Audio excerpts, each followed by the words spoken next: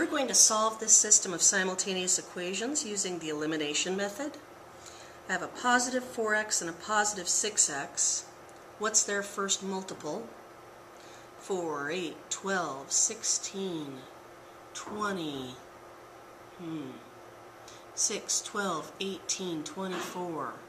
That's right, they both go into 12. Then I have a positive 5y and a negative 7y. What's their first common multiple? 35. Now when I look at this, I'll have smaller numbers to work with if I multiply these to become 12s, but these are already opposite signs. I like the idea of working with smaller numbers. I'm going to go with the goal in mind of turning my x's into 12s. That means I need to multiply my top equation by 3 and my bottom equation by 2. 3 times 4x is 12x. 3 times 5y is positive 15y. 3 times 6 is 18. On my second equation, 2 times 6x is 12x. 2 times negative 7y is negative 14y. 2 times a negative 20 is a negative 40. Now what we have to have is one positive 12x and one negative 12x. Which equation looks like it would be better to multiply by the negative 1? I like the idea of multiplying this bottom one by negative 1 so that all the signs will change. So this positive 12x will become a negative, this minus 14y will become plus, and this negative 40 will become positive.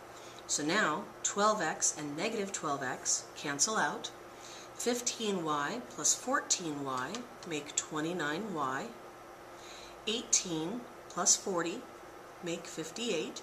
And now I have a nice one-step equation to solve by dividing both sides by 29. When I do that, I find that y is 2. So now what I need to do is take this value of 2 and decide, is it going to be easier to plug into the top equation or the bottom equation? I'm not real fond of negatives. I'm going to work with the top equation. So I like the idea of taking this value of 2 and plugging it in for the y in the 5y. That means that my 4x plus 5 remain the same. My equals 6 remains the same. But I'm going to replace this y value with the 2. So now I need to do that arithmetic.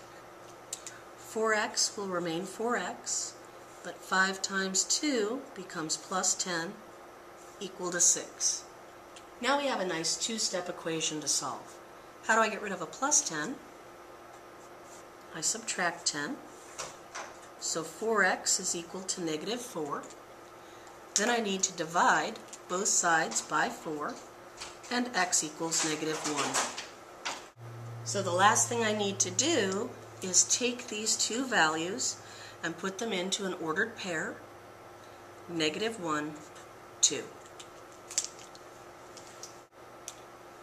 We're going to solve this set of simultaneous equations utilizing the elimination method.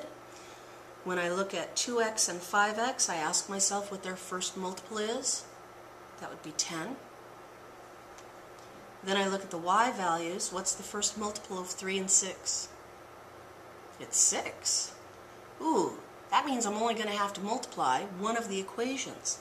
I'm only going to need to change the top equation by multiplying it by 2 because the bottom one's already 6. That's very nice.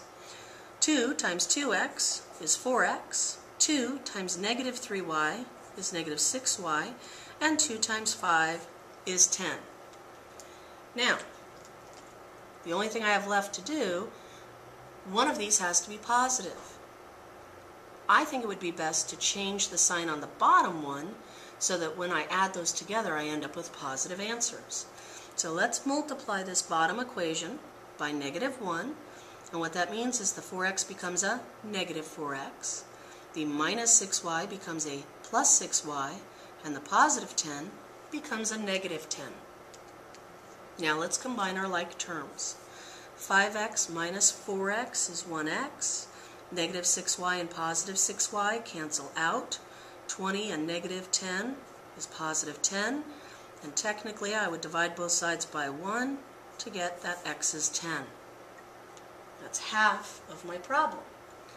Now I need to take this value of 10 and decide, will it be easier to plug into the top or bottom equation?